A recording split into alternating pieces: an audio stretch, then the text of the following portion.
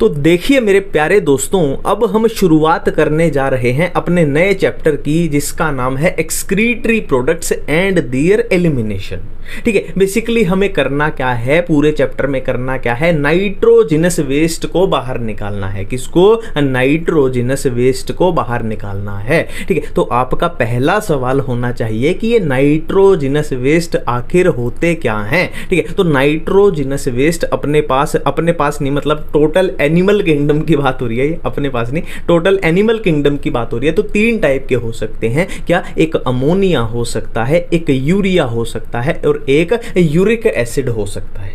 ठीक है, अब इनमें जैसे क्वेश्चन पूछा जाएगा ना, मैं आपको सिंपल सी ट्रिक बताता हूं। देखो यहाँ पे दो चीजें आपसे पूछी जाएंगी, एक तो टॉक्सिसिटी पूछी जाएगी, एक पानी पूछा जाएगा ना, कौन ज्यादा टॉक्सिक है, कौन कम टॉक्सिक है, और पानी कैसे पूछा जाएगा कि किसको निकालने के लिए, है ना। देखो नाइट्रोजिनस वेस्ट, नाम में यार है वेस्ट, मतलब हमें वो निकालना है, यानी बॉडी से एलिमिनेट करना है कि किसको निकालने के लिए कितना पानी चाहिए। ठीक है, तो हर केस में कौन जीत जाएगा? अमोनिया जीत जाएगा। अमोनिया हमेशा पहले नंबर पे आएगा, यूरिया दूसरे नंबर पे आएगा, यूरिक एसिड तीसरे नंबर पे आएगा। यही अपनी ट्रिक है, बात सारी खत्म। अगर हम टॉक्सिसिटी की बात करें तो ये सबसे ज्यादा टॉक्सिक, हाईली टॉक्सिक, ये उससे कम टॉक्सिक, ये सबसे कम टॉक्सिक। मैंने क्या बताई ट्रिक? 1 2 3, पहले पे ये आएगा, दूसरे पे ये, तीसरे पे। पानी की अगर बात करें तो पानी भी अमोनिया को निकालने के लिए सबसे ज्यादा पानी चाहिए, फिर उससे कम इसको चाहिए, और लीस्ट यानी सबसे कम पानी इसको चाहिए, है ना। बिल्कुल अपनी इसी ट्रिक से सिंपल हो गया। ठीक है, अब देखो जो एनिमल्स अमोनिया को एक्सक्रीट करेंगे उनका नाम हो जाएगा अमोनोटेलिक, भाई सिंपल सी बात है। और जो एनिमल्स यूरिया को एक्सक्रीट करेंगे वो हो जाएंगे यूरियोटेलिक, और जो एनिमल्स यूरिक एसिड को एक्सक्रीट करेंगे वो हो जाएंगे यूरिकोटेलिक। बहुत कॉमन सेंस की लॉजिक की बात है, मजा आ रहा है पढ़ने में, मजा आ रहा है, सारी बातें समझ भी आ रही है, याद भी हो रही है।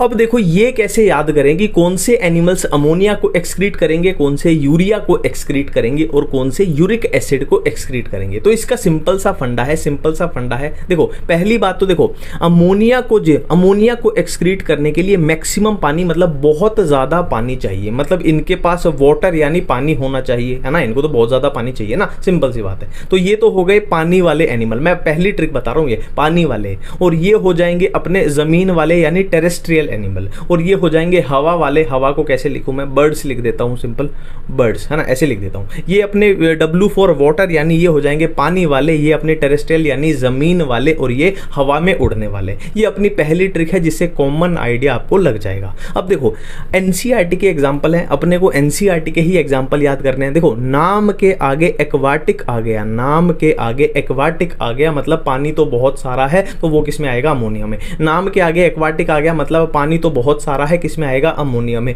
बोनी फिश, फिश क्या होती है? मछली होती है, और मछली जल की रानी होती है, मतलब पानी बहुत सारा है तो आएगा अमोनिया में, सिंपल सी बात है।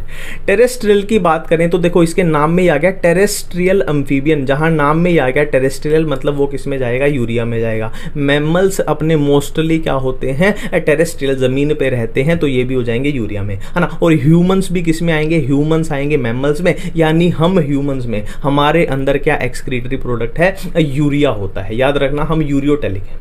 नेक्स्ट है मरीन फिश। आप बोलोगे कि तूने अभी अभी बोला कि मछली तो जल की रानी है, फिर यहाँ क्या हो गया? तेरी तो ऐसी तैसी होगी फिर, है ना। तो मैं सिंपल सी बात बोलना चाहूंगा, मरीन फिश। देखो समुद्र में क्या होता है ना, पानी अच्छी क्वालिटी का नहीं होता। क्वालिटी का मतलब उसमें सोल्टी कंडीशन, है ना, सोल्टी कंडीशन होती है, नमक बहुत ज्यादा होता है, मतलब इनके पास वो कंडीशन है कि पानी है पर पानी नहीं है, पैसा है बट गरीब है, तो इनको हम मिडल कंडीशन जमीन पे मान सकते हैं, तो इसलिए ये याद रख लेना, मरीन फिश। इधर बात करें तो बर्ड्स, देखो बर्ड्स जो आ जाएंगे डायरेक्ट, बर्ड्स तो बर्ड है ना, हवा वाले आगे हवा में उड़ते हैं बर्ड्स, ये तो डायरेक्ट हो गया। अब इंसेक्ट, बहुत सारे ऐसे इंसेक्ट हैं जो उड़ते हैं, हमें पता है बहुत सारे ऐसे इंसेक्ट हैं जो उड़ते हैं, जैसे कि कॉकरोच हो गया, कॉकरोच उड़ सकता है, तो इससे भी ये लॉजिक बन जाएगा कि ये भी उड़ सकता है, यानी इसमें आ जाएगा।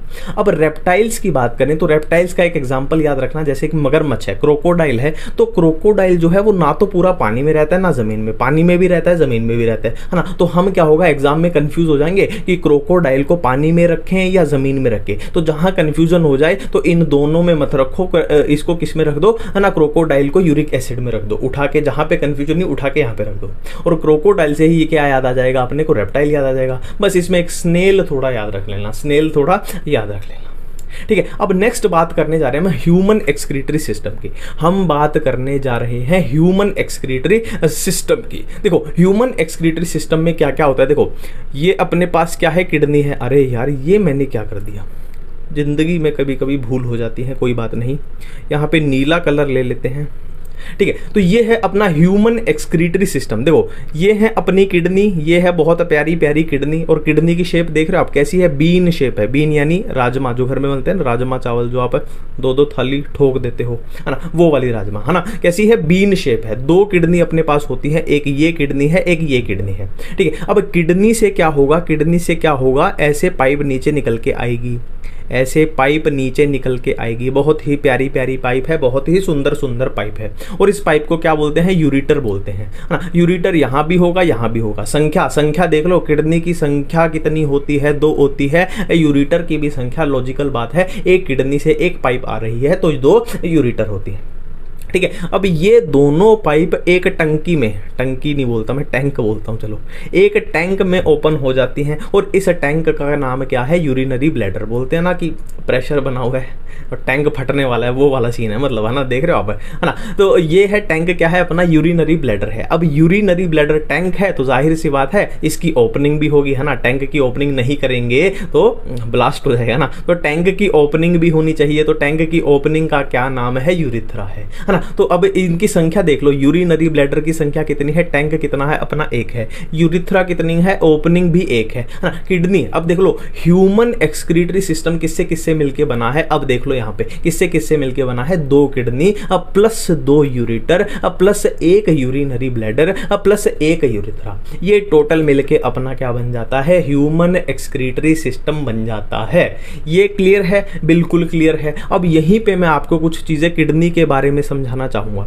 यहां से ये मिटा देते हैं क्योंकि इस किडनी का अपने को इस्तेमाल करना है, तो इसको जूम कर लेते हैं। देखो यहाँ पे ना किडनी, जहाँ पे ये आया, जहाँ पे कौन आ रहा है अपना यूरिटर भाई साहब, जहाँ इसको ज्वाइन कर रहे हैं, तो यहाँ पे एक नोच लाइक स्ट्रक्चर होती है। ऐसे किडनी में एक नोच लाइक स्ट्रक्चर होती है जिसको हम क्या बोलते हैं, हाइलम बोलते हैं, जिसको हम बोलते हैं हाइलम। और हाइलम को याद रखना, जहां भी हाइलम वर्ड आ जाए ना, मतलब ये दरवाजा है। दरवाजा मतलब किडनी में जो भी चीज एंट्री लेगी या एग्जिट करेगी, है ना। जैसे यूरिटर ने यहाँ पे एंट्री ली, है ना, या एग्जिट करी, कुछ भी बोलो, ऐसे तो एग्जिट आएगा, ऐसी चीजें आएंगी तो, है ना। तो किडनी में आना और जाना कहाँ से होगा, इस दरवाजे से होगा जिसका नाम है हाइलम, है ना। तो क्या खाली यूरिटर होता है, नहीं नहीं नहीं, अब ब्लड वेसल भी तो यहाँ पे होंगी, वो भी कहाँ से एंट्री लेंगी, इस दरवाजे के थ्रू, हाइलम के थ्रू, ठीक है। और क्या क्या हो सकती है, नर्व्स हो सकती है, नर्व्स हो सकती है। तो जो नर्व्स होंगी वो भी कहां से एंट्री लेंगी, इस दरवाजे के थ्रू, यानी हाइलम के थ्रू। और हाइलम क्या है, एक तरीके की नोच है। इतनी बातें बिल्कुल क्लियर हैं, ठीक है। अब देखो हाइलम से आगे जब आप जाओगे ना, तो आपको एनसीईआरटी में ऐसे ही लिखा हुआ है कि फनल शेप स्ट्रक्चर मिलेगी।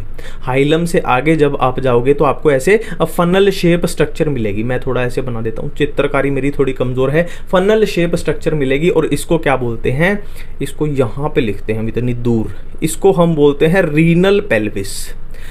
रीनल पेल्विस, ठीक है। देखो रीनल जो वर्ड है वो आते ही क्या याद आना चाहिए कि रीनल वर्ड मतलब किडनी के रिलेटेड है, और हेपेटिक लीवर के होता है, गैस्ट्रिक स्टमक के होता है। ये बातें हमने पता, अरे डकार नहीं आई मेरे को, कुछ नहीं हुआ, ऐसे था, माइक में प्रॉब्लम थी, ठीक है। देखो ठीक है, तो देखते हैं ये क्या बन गया, फनल शेप स्ट्रक्चर आगे हाइलम से, ये क्या बन गया, रीनल पेल्विस बन गया, रीनल पेल्विस। अब देखो एनसीईआरटी में जो लिखा हुआ है ना, आप चेक करना, एक एक लाइन आपकी कवर हो जाएगी, मजा आ जाएगा। देखो क्या लिखा है कि रीनल पेल्विस जो है, रीनल पेल्विस जो है आगे प्रोजेक्ट हो जाता है ऐसे। देखो रफ डायग्राम है, ऑब्वियसली रफ डायग्राम है क्योंकि मैं चित्रकार नहीं हूँ, है ना, पर चीज़ें आपको एक एक याद करा के एक एक समझा के भेजूंगा। देखो ये रीनल पेल्विस है और ये आगे ऐसे ऐसे प्रोजेक्ट हो रहा है, आगे ऐसे प्रोजेक्ट हो जाता है, आगे ऐसे प्रोजेक्ट हो जाता है। और ये किस में प्रोजेक्ट हो जाता है, ये जो आगे प्रोजेक्ट हुआ है, ऐसे बनी है ये पाइप सी, किस में प्रोजेक्ट हो जाता है, ये मेजर कैलिक्स में, बड़ा एम लिखा है यानी मेजर है, मेजर कैलिक्स में प्रोजेक्ट हो जाता है, ठीक है। अब मेजर कैलिक्स आगे प्रोजेक्ट हो जाएगा किसमें, ये आगे ऐसे डिवाइड हो जाएगा किसमें, माइनर कैलिक्स में, है ना। मेजर था तो जाहिर सी बात है ये किसमें प्रोजेक्ट होगा, माइनर कैलिक्स में, है ना। ये किसमें प्रोजेक्ट हो गया, देखो अब ये वाला अपना क्या बन चुका है, माइनर कैलिक्स में, ठीक है, माइनर कैलिक्स में। अब देखो माइनर कैलिक्स से आगे क्या बनेगा, आगे क्या बनेगा, आगे बन जाते हैं अपने पिरामिड, आगे बन जाते हैं अपने पिरामिड। और पिरामिड भी कौन से बनते हैं, मेड्यूलरी पिरामिड। अब इनको मैं मेड्यूलरी पिरामिड क्यों बोल रहा हूँ उसका भी मैं रीज़न आपको बताऊंगा। ये अपने बन गए पिरामिड, कौन से, मेड्यूलरी पिरामिड।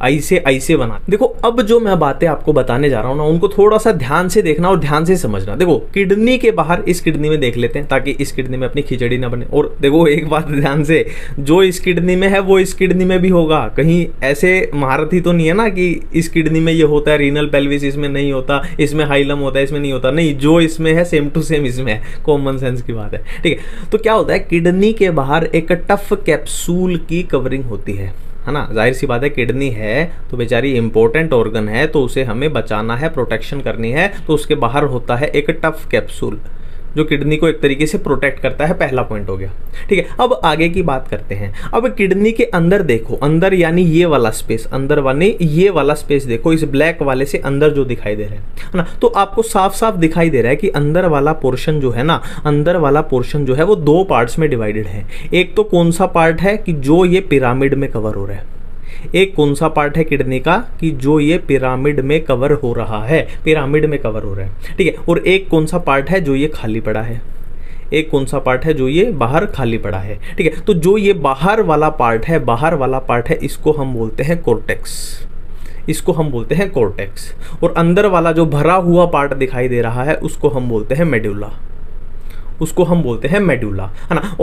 अब मेरी बात का ध्यान दो, मैंने क्या बोला था, मेडुलरी पिरामिड। अब ये जो पिरामिड हैं, ये जो पिरामिड हैं, ये कहाँ पे प्रेजेंट है, मेडुला में प्रेजेंट है, इसीलिए इनको मेडुलरी पिरामिड बोला जाता है। अब ये बात भी अपने को याद हो गई, ठीक है। बट यहाँ पे एक छोटी सी प्रॉब्लम है, छोटी सी प्रॉब्लम है। आपको बोलना चाहिए कि भाई तूने मेडुला बोल दिया कि जहाँ पे पिरामिड बने हुए उस वाले पार्ट को, बट जो ये पिरामिड्स के बीच में ये जो खाली स्पेस बचा हुआ है, पिरामिड्स के बीच में जो खाली स्पेस बचा हुआ है, इसको क्या बोलेंगे, है ना। तो एक बात यहाँ ध्यान रखना, जो ये खाली स्पेस है ना, ये किसका हिस्सा है, कोर्टेक्स का हिस्सा है, ये मेडुलरी का हिस्सा, मेडुला का हिस्सा नहीं है, ठीक है। मेडुलरी पिरामिड्स के बीच में जो ये खाली स्पेस है, ये किसका पार्ट है, कोर्टेक्स का पार्ट है, मेडुला का पार्ट ये नहीं है। और इनको क्या बोला जाता है, रीनल कॉलम ऑफ बर्टनी, ठीक है। क्या बोला जाता है, रीनल कॉलम ऑफ बर्टनी, ठीक है। एक बार फिर से मैं बोलता हूं, रीनल कॉलम ऑफ बर्टनी इनको बोला जाता है,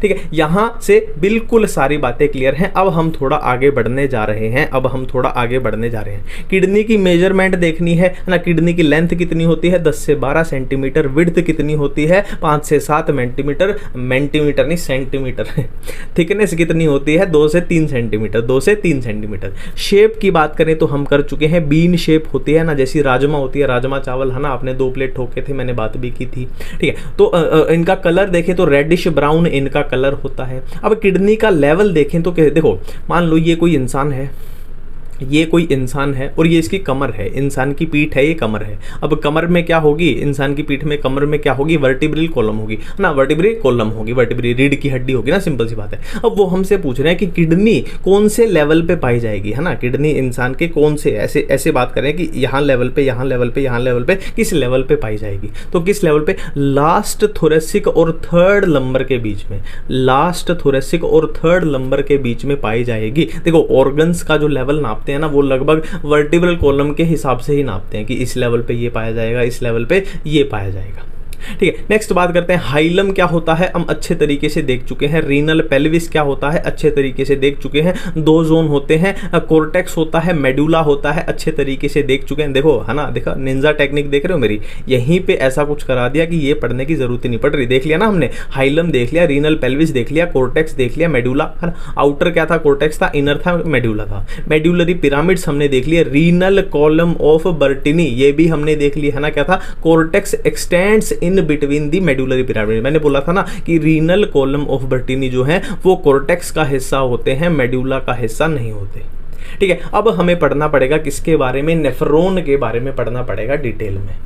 तो अब हम बात करने वाले हैं किसके बारे में, नेफ्रॉन्स के बारे में बात करने वाले हैं। देखो अगर इस चैप्टर की बात की जाए ना, इस चैप्टर की बात की जाए तो नेफ्रॉन वाला जो टॉपिक है आप बिना किसी डाउट के बोल सकते हो कि ये सबसे सुपरहिट टॉपिक है, सबसे सुपरहिट।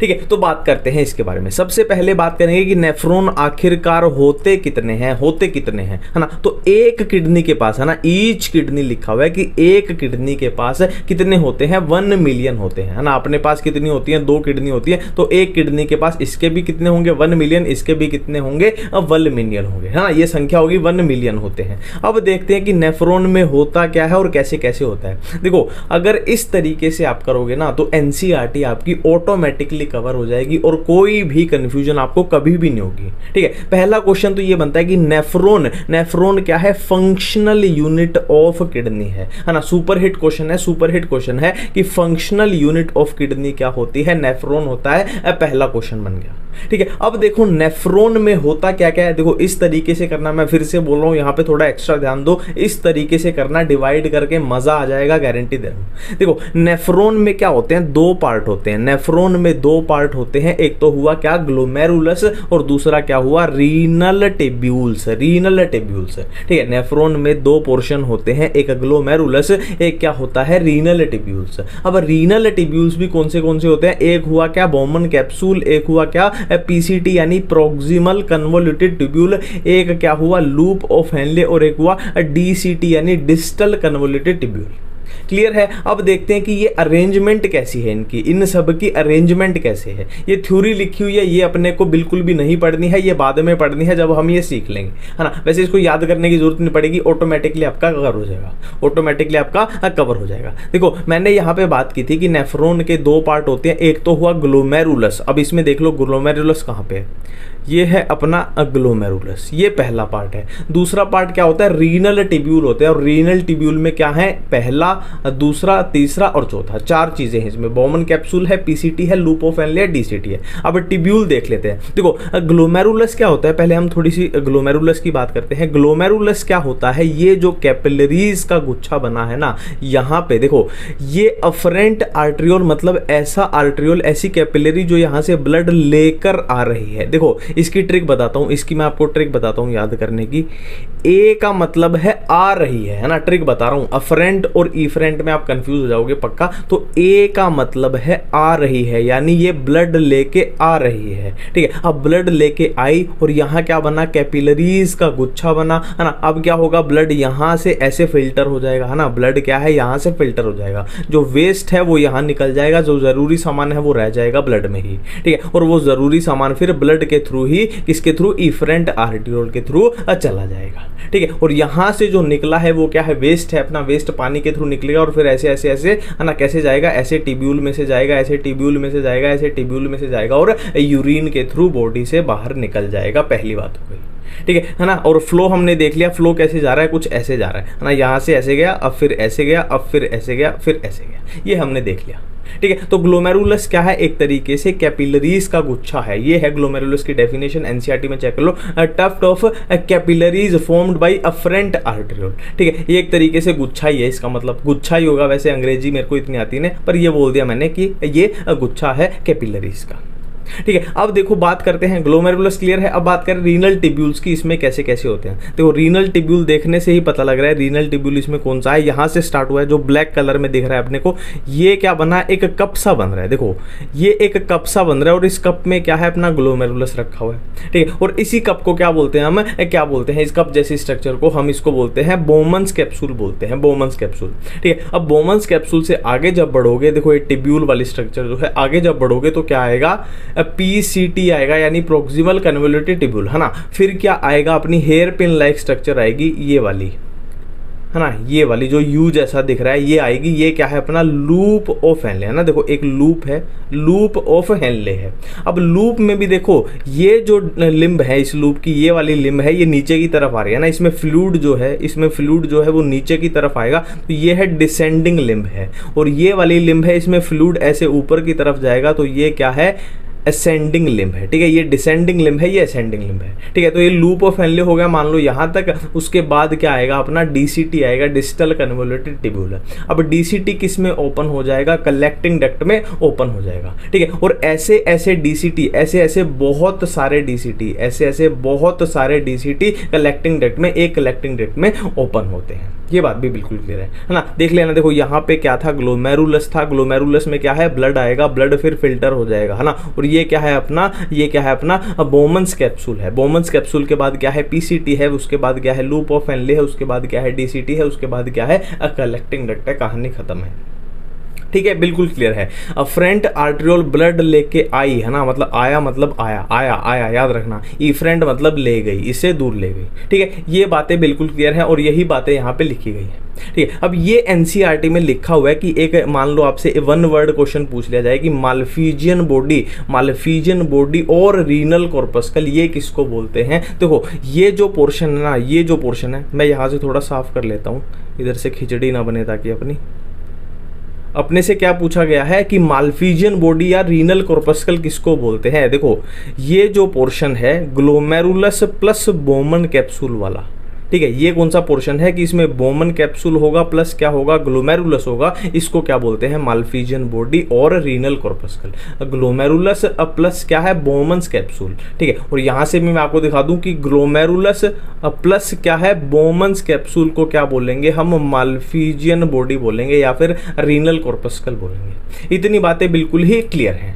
अब नेक्स्ट देखो, इसी में एक बहुत इंपॉर्टेंट बात होती है और एनसीईआरटी में भी जाहिर सी बात है वो दी गई है, इसीलिए मैं बता रहा हूं। देखो इसमें अपना टिब्यूल पार्ट कौन सा है, टिब्यूल कौन सा है अपना, बोमन कैप्सूल से लेके, है ना, मतलब यहां से लेके ये पूरा टिब्यूल टिब्यूल टिब्यूल और ये यहां तक चल रहा है ना। टिब्यूल तो हमने देखा ना, टिब्यूल में ये आएंगे अपने, ये अपना टिब्यूल पार्ट है, ठीक है। तो एनसीईआरटी में एक लाइन लिखी हुई है एनसीईआरटी में कि जो इफरेंट आर्ट्रियोल है ना, इफरेंट आर्ट्रियोल जो आई है वो एक टिब्यूल के अराउंड, है ना, वो टिब्यूल के अराउंड एक क्या बनाती है, कैपिलरीज का नेटवर्क बनाती है। देखो मेरी चित्रकारी फिर से वही है, बस हमें रफ में याद रखना है कि कैपिलरीज का नेटवर्क बनाती है, कैपिलरीज का नेटवर्क, ठीक है। और उस कैपिलरीज के नेटवर्क को क्या बोलते हैं, पेरी ट्यूबुलर कैपिलरीज बोलते हैं, पेरी ट्यूबुलर कैपिलरी का नेटवर्क बोलते हैं, है ना। अब इसमें क्वेश्चन क्या पूछा जाएगा, एक ही क्वेश्चन पूछा जाएगा कि पेरी ट्यूबुलर, जो पेरी ट्यूबुलर कैपिलरीज का नेटवर्क है वो किसने बनाया है, इफरेंट आर्ट्रियोल ने बनाया है। इससे अलग क्वेश्चन उसमें नहीं पूछा जाएगा, ठीक है। अब पेरी ट्यूबुलर में ही याद रखना, पेरी ट्यूबुलर में ही याद रखना कि पेरी ट्यूबुलर कैपिलरीज का नेटवर्क है ना,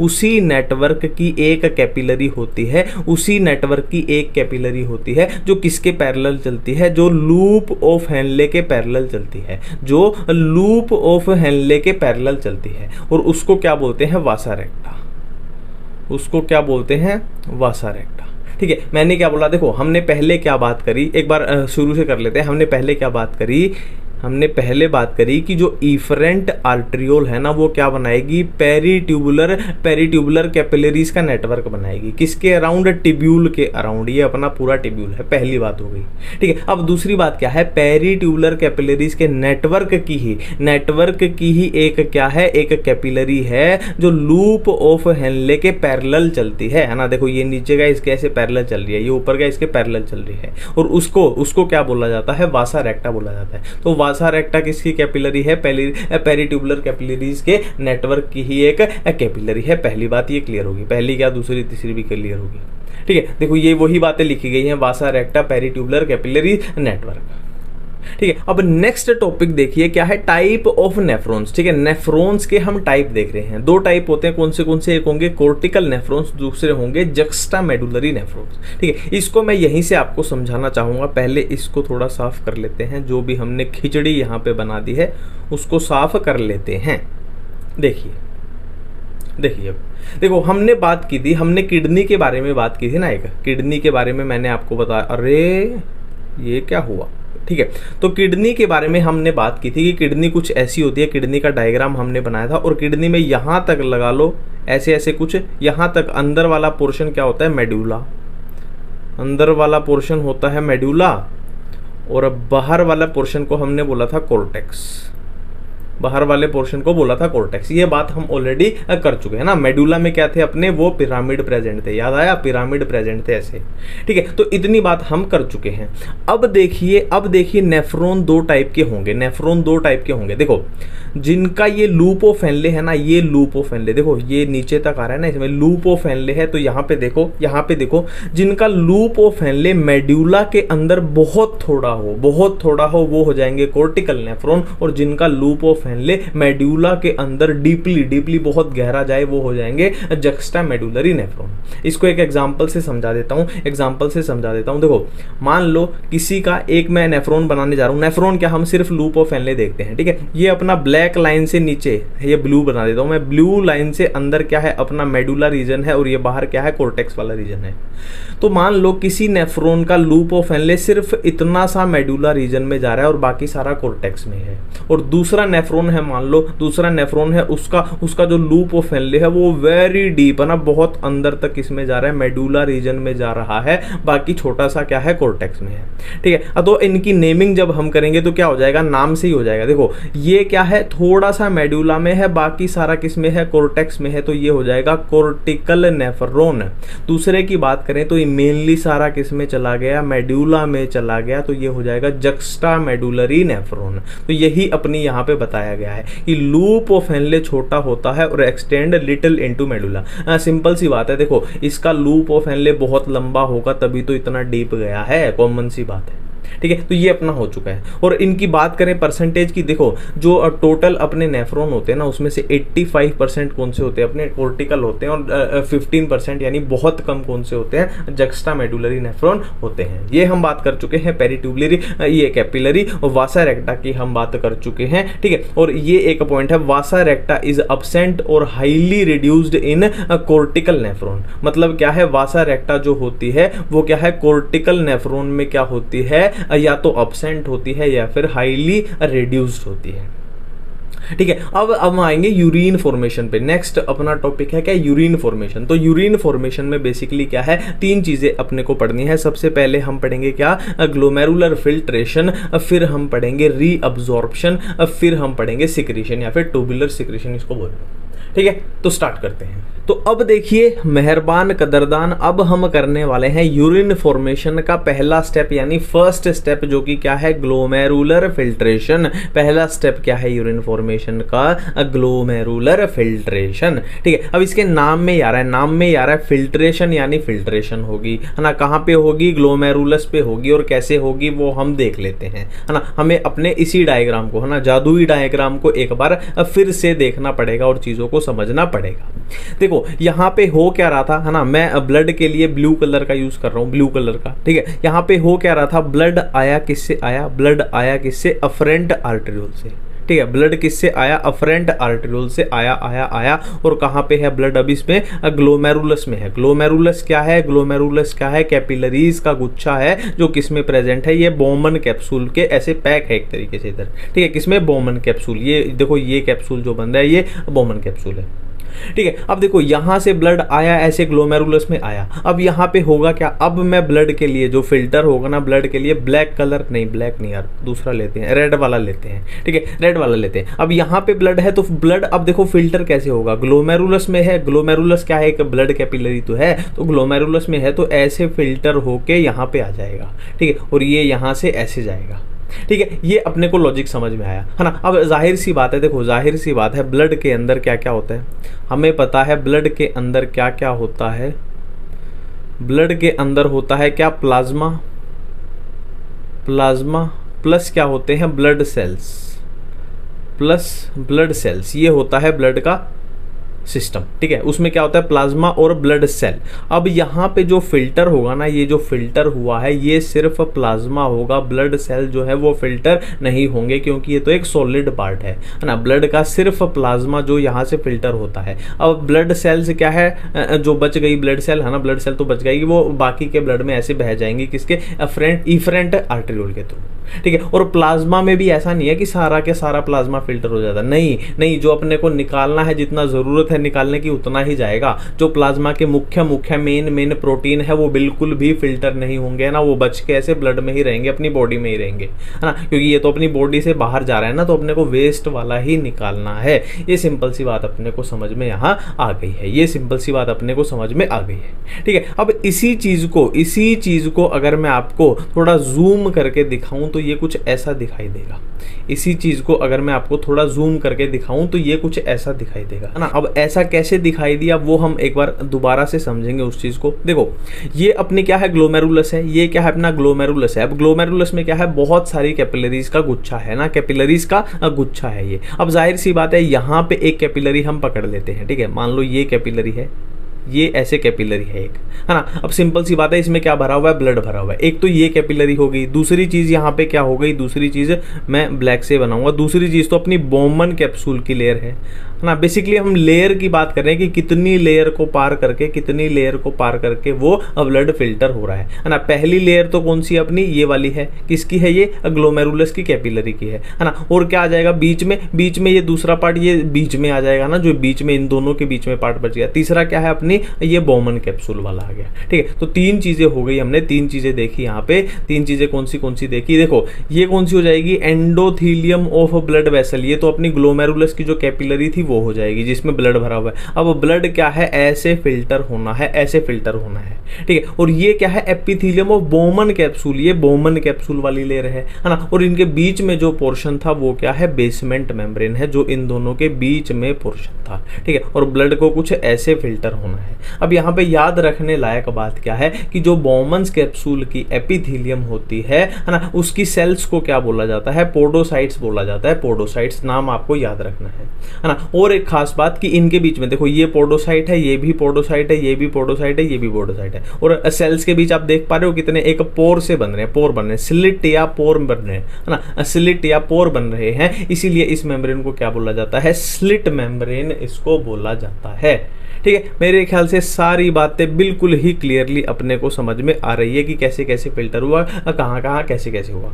ठीक है, तो क्या होगी, फिल्ट्रेशन के 3 लेयर के थ्रू हो रही है। एक तो ब्लड वेसल होगी ना, एंडोथीलियम ऑफ ब्लड वेसल, जो कि है ना किसने, ग्लोमेरुलस की थी, है ना। वो एक बीच में हो जाएगा, बीच वाला पोर्शन, ये वाला बीच वाला पोर्शन क्या हो गया, बेसमेंट मेम्ब्रेन हो गया। और एपिथीलियम किसकी हो जाएगी, ये बोमन कैप्सूल की, है ना। और इनके थ्रू कुछ ऐसे ब्लड फिल्टर अपना हो जाएगा। पोडोसाइट की बात हम कर चुके हैं, देख चुके हैं, ठीक है। स्लिट होते हैं, पोर होते हैं, वो भी हम देख चुके हैं, ठीक है। अब बात करते हैं GFR की, यानी ग्लोमेरुलस फिल्ट्रेशन रेट है, ठीक है। ये क्या है, amount of the filtrate formed by the kidneys पर मिनट, है ना। मतलब क्या है, जो हम बार बार बोल रहे हैं कि ब्लड ऐसे फिल्टर हो जाएगा, जो हम बार बार बात कर रहे हैं कि ब्लड ऐसी फिल्टर हो जाएगा, है ना। तो ये क्या है, 1 मिनट में जितना ये फिल्टर बनेगा, है ना। मान लो यहाँ पे फिल्टर होके जाओ, यहाँ पे पहुंचेगा, उसको हम क्या बोलेंगे, फिल्ट्रेट बोलेंगे, जो यहाँ पे फिल्टर होके पहुंचेगा। तो 1 मिनट में ये फिल्ट्रेट कितना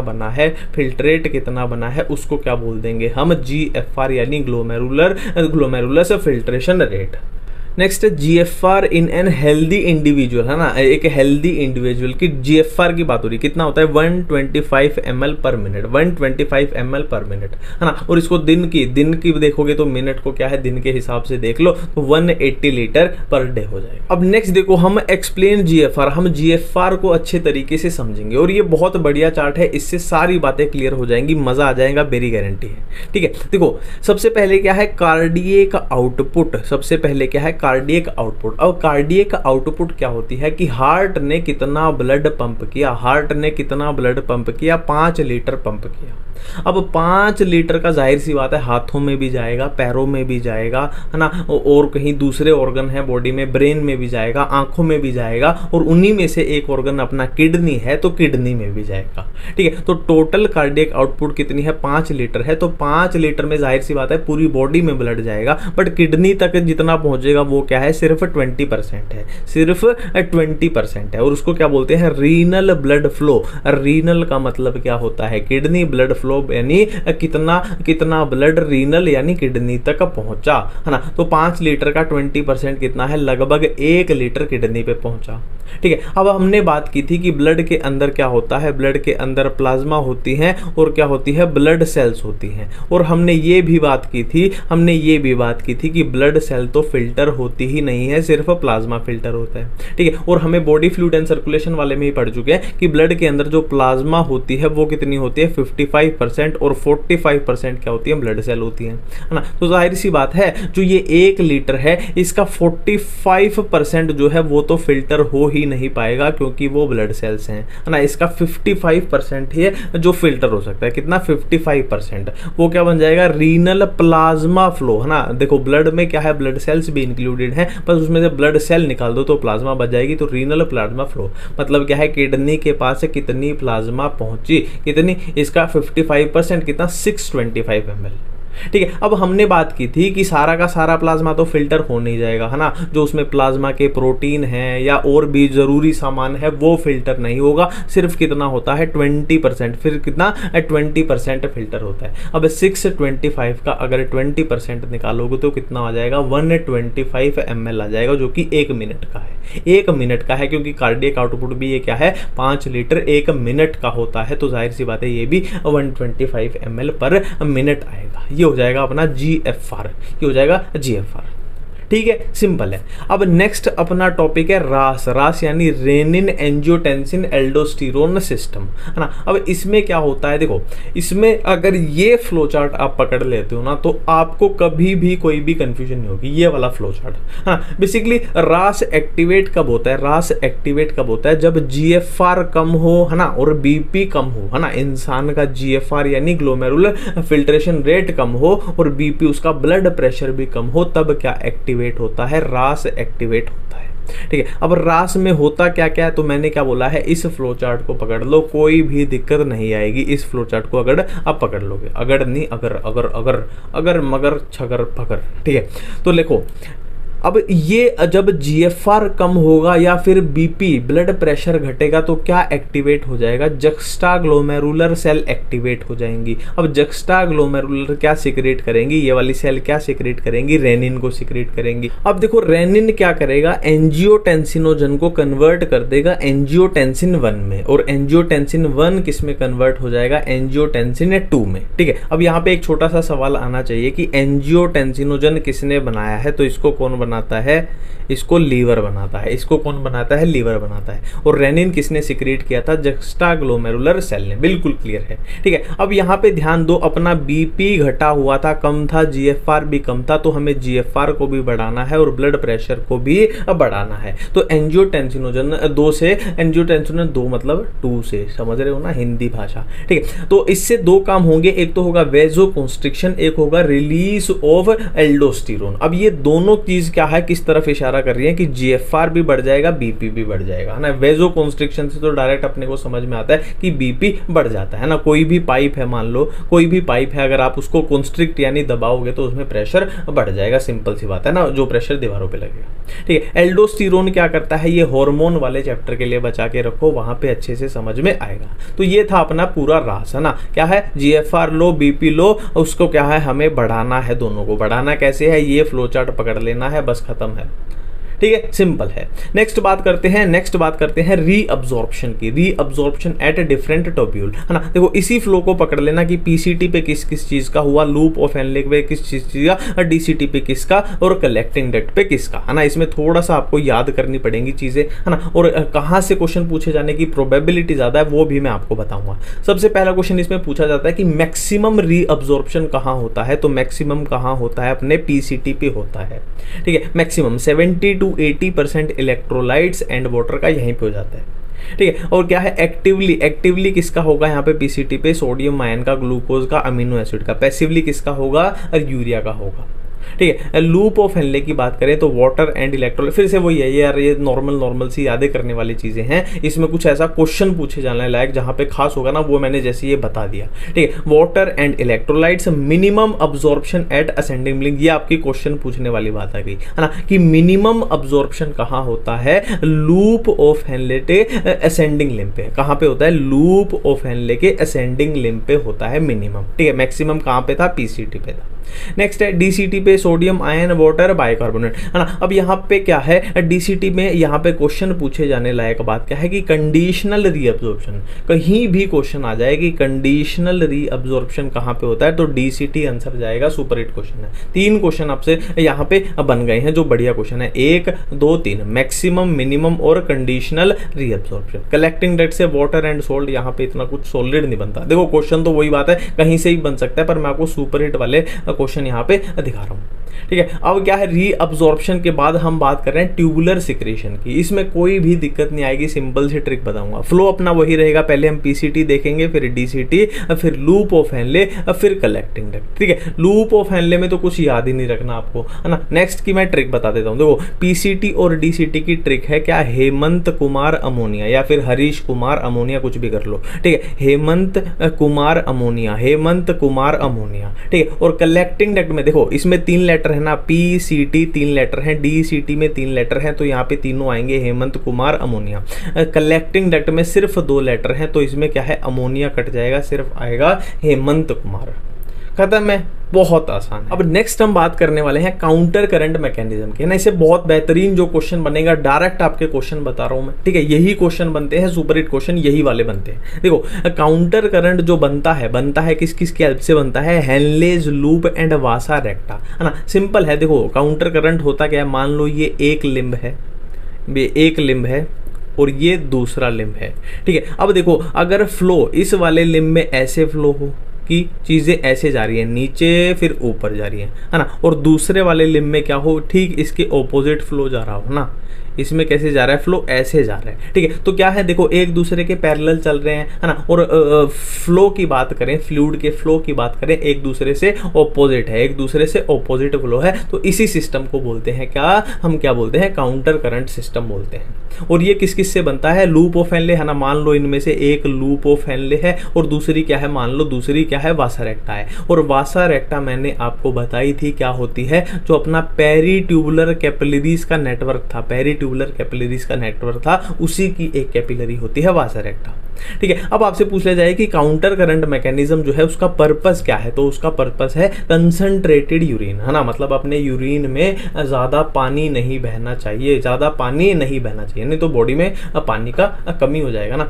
अब देखो नेक्स्ट एक एनसीईआरटी की लाइन का डायरेक्ट क्वेश्चन है कि gradient in counter current is mainly caused by NaCl and urea. याद क्या रखना है, NaCl एंड यूरिया, ठीक है। अब नेक्स्ट देखो, human kidney can produce urine nearly 4 times concentrated than initial filtrate, मतलब है ना। देखो फिल्ट्रेट तो हमने देखा था ना कैसे कैसे फिल्ट्रेशन हुई थी, तो जो फिल्ट्रेट बना है उसको कंसंट्रेटेड करते गए, है ना, तब जाके हम यूरिन फाइनल बाहर निकालते हैं। रीजन सिंपल सा है यार, अगर इतना सारा पानी अगर हम यूरिन निकालने में ही बहा देंगे तो सिंपल सी बात है पूरा दिन हमें पानी ही पीना पड़ेगा, है ना, बर्बादी हो जाएगी। तो कंसंट्रेटेड करना भी जरूरी होता है ना। सिंपल है। अब आगे बढ़ते हैं। अब नेक्स्ट अपना टॉपिक है मिक्सचुरेशन। अब मिक्सचुरेशन में क्या होता है, कैसे होता है, उसको हम देख लेते हैं, जान लेते हैं बहुत ही शानदार तरीके से, ठीक है। देखो ये जो आपके सामने लिखा हुआ है ना, इसको मैं अपनी शानदार चित्रकारी की मदद से आपको समझाऊंगा। शानदार चित्रकारी रहेगी, टेंशन मत लो।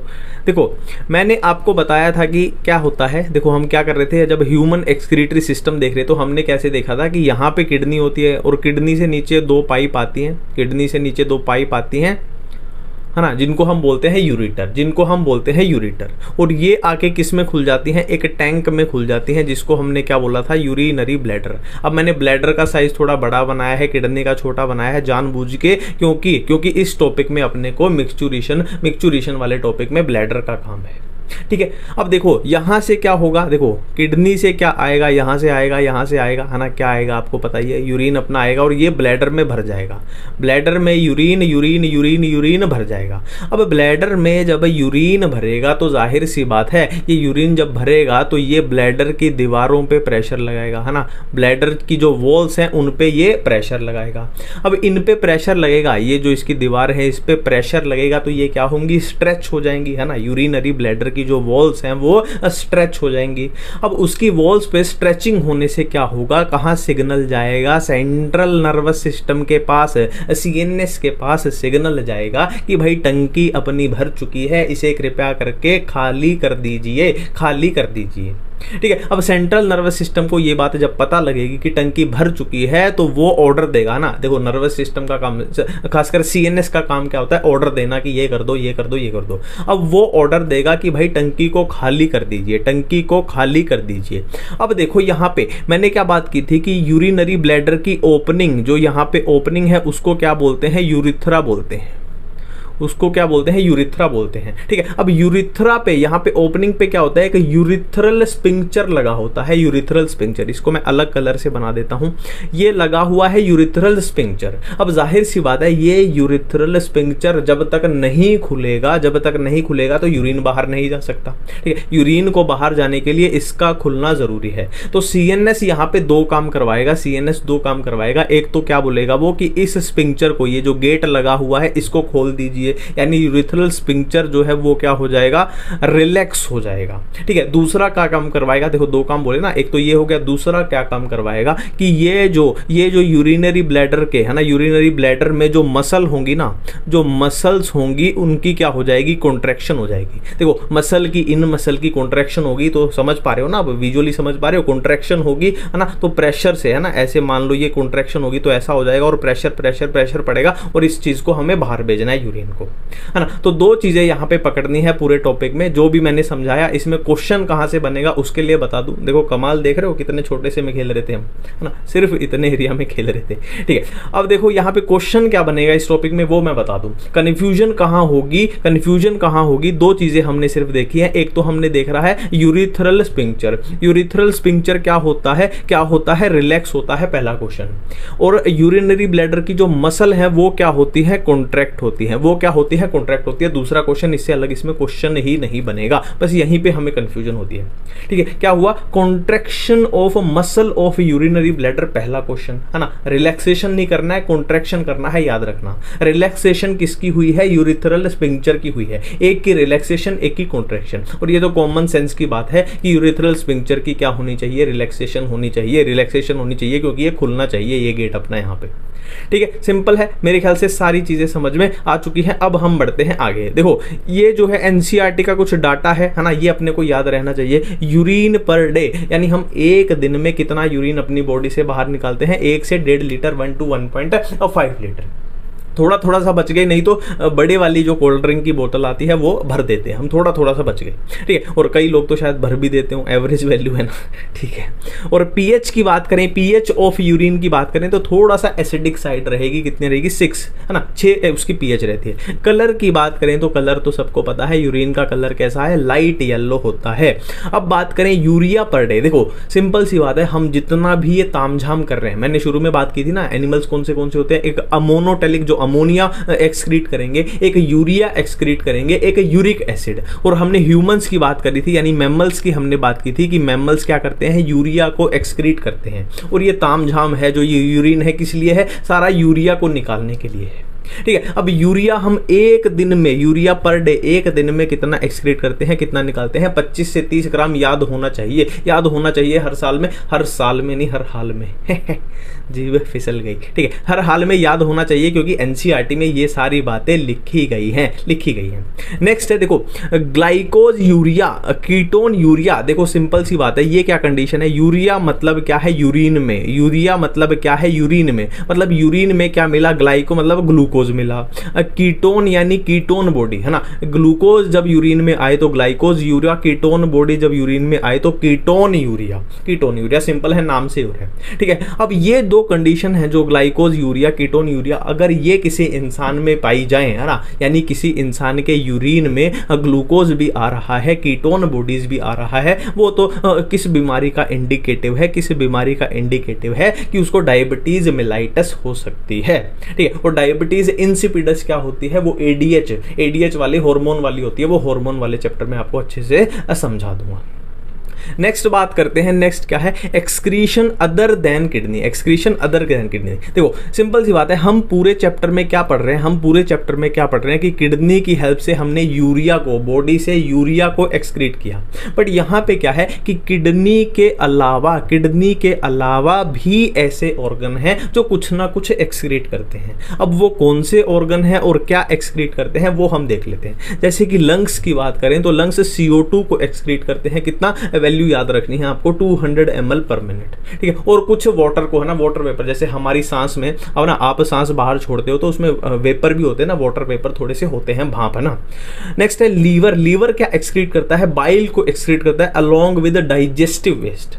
नेक्स्ट है स्वेट ग्लैंड। देखो स्वेट ग्लैंड यानी स्वेट यानी पसीना। पसीना क्या है, हमारी बॉडी से पसीना निकलता है ना, जो कि है ना, आपने देखा ना पसीने में पानी होगा, ये तो नॉर्मल सी बात है ना, पानी तो होता ही है। और क्या है, NaCl यानी नमक होता है। सबको पता है पसीना नमकीन होता है, ठीक है। अब आप बोलोगे तेरे को कैसे पता पसीना नमकीन होता है, तो कुछ ऐसी चीज़ें हैं जो जिनका टेस्ट सबको पता है, और यहाँ मैं जुखाम का जिक्र बिल्कुल भी नहीं करूँगा, ठीक है। तो वाटर है पसीने में, पानी है, यूरिया है, लैक्टिक एसिड है, ये पसीना इन्होंने एक्सक्रीट किया। अब सिबेशियस ग्लैंड, देखो सिबेशियस ग्लैंड क्या होते हैं, बेसिकली अपने ऑयल वाले, जो ऑयल है ना, कोई इंसान जैसे सुबह सुबह उठता है, उसकी ऑयली स्किन है, तो आप देखना उसके नाक पे, चेहरे पे बहुत सारा ऑयल एक्सक्रीट होता है ना, वो ऑयल से निकल ही गया ना, वेस्ट ही हो गया, है ना, वेस्ट ही हो गया, ठीक है। तो उसमें ऑयल में क्या क्या होता है, ऑयल ग्लैंड में क्या है, ऑयल ग्लैंड क्या सिक्रेट करेंगे, स्टीरोल होता है, उसमें वैक्स होता है, हाइड्रोकार्बन, और थ्रू सीबम के थ्रू उसको एक्सक्रीट करते हैं, ठीक है। तो ये हो गया अपने excretion other than kidney. Next है डिसऑर्डर्स ऑफ एक्सक्रीटरी सिस्टम।